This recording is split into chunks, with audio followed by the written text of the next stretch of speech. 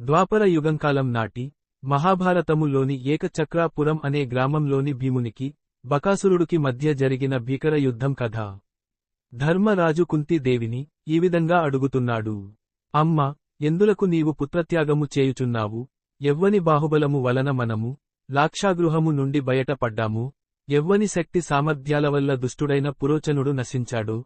ఎవ్వని బలపరాక్రమాలు మనల్ని ఎల్లవేళలా దుర్యోధనుని బారినుండి కాపాడుతున్నాయో?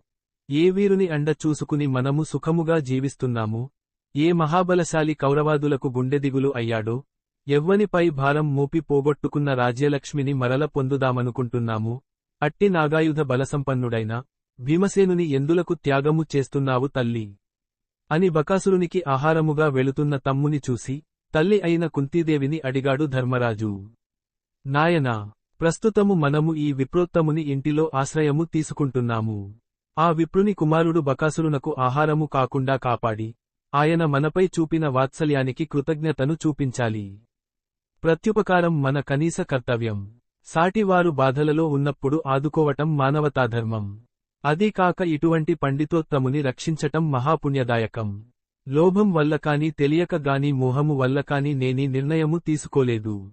1000 ఏనుగుల బలమున్న భీమసేనుని పరాక్రమము మనకు తెలియనిది కాదు. హిడింబాసురుని వధించినప్పుడు మనకి అతని శక్తి ఎంతటిదో తెలిసిపోయింది.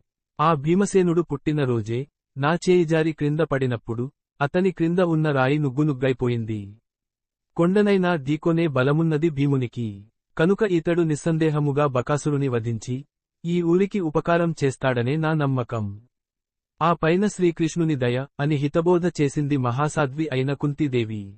ధర్మజుడు తల్లి మాటలు విని ఎంతో సంతోషించి పుత్రవాత్సల్యంతో తమ్ముని మనసారా దీవించి పంపినాడు. అనుకున్న ప్రకారం భీమసేనుడు ఒక బండిలో అన్నం నింపుకుని ఆ రాక్షసుని స్థావరమునకు వెళ్లి అతనిని పిలిచి తానే ఆ ఆహారమంతా తినసాగాడు. బకాసురుడు ఒక నరుడు తన భోజనం తినేస్తున్నాడని కోపితుడై గట్టిగా భీముని వీపుపై గుద్దాడు. చలించని భీమసేనుడు ఆహారం తింటూనే ఉన్నాడు. మహాక్రోధముతో బకుడు ఒక పెద్ద వృక్షమును పెకిలించి భీమునిపైకి విసరబోయాడు. ఇంతలో భీముడు భోజనము ముగించి కాళ్ళూ చేతులూ కడుక్కొని పైకి లేచి ఆ రాక్షసుడు విసిరిన చెట్టుని పట్టుకుని తిప్పికొట్టాడు. అలా కొంతసేపు వారు రాళ్లతో చెట్లతో భీకర యుద్ధం చేసి చివరికి ముష్టియుద్ధము చేయసాగారు. అలసిపోయిన రాక్షసుని బోర్లదోసి తన మోకాలిని బకుని వీపుపైన ఉంచి బలముగా ఒక్క ముష్టిఘాతం ఇచ్చాడు భీముడు. బకుడు ఆర్తనాదాలు చేస్తూ మరణిస్తాడు. ఆ కేకలు విని బకుని బంధువులు బయటికి వచ్చారు. భయకంపితులైన వారితో భీముడు, ఇక నుంచి మీరు మనుషులను హింసించటం మానకపోతే మీకు ఈ బకునికి పట్టిన గతే పడుతుంది అని హెచ్చరించాడు. వారందరూ అలాగే ప్రతిజ్ఞ చేసి వెళ్లిపోయారు. ఆ రోజు నుండి ఏకచక్రపురంలోని ప్రజలు హాయిగా జీవించడం మొదలుపెట్టారు.